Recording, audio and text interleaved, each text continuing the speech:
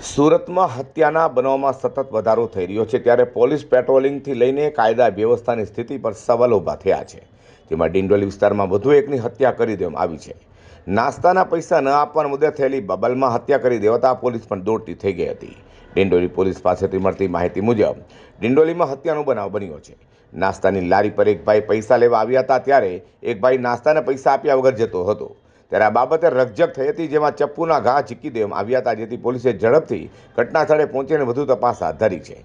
આસપાસના લોકોએ કહ્યું કે એક જ વ્યક્તિ આવ્યો હતો, જેણે ઝઘડો કર્યો હતો, ત્યારબાદ હુમલો કર્યો છે. એક ઘા હોવાનું સામે આવ્યું છે. હાલ આગળની કાર્યવાહી ચાલી રહી છે.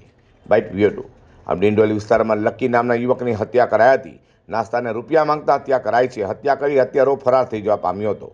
ઘટનાને પગલે ડિંડોલી પોલીસ સહિત ઉચ્ચ કક્ષાના અધિકારી પણ ઘટના સ્થળે દોડી ગયા હતા અને આરોપીને પકડવાના ચક્રો ગતિમાન કર્યા છે. તો બીજી તરફ યુવકની હત્યાને લઈને મૃતકના પરિવારમાં શોકનું મોજું ફરી વળ્યું છે.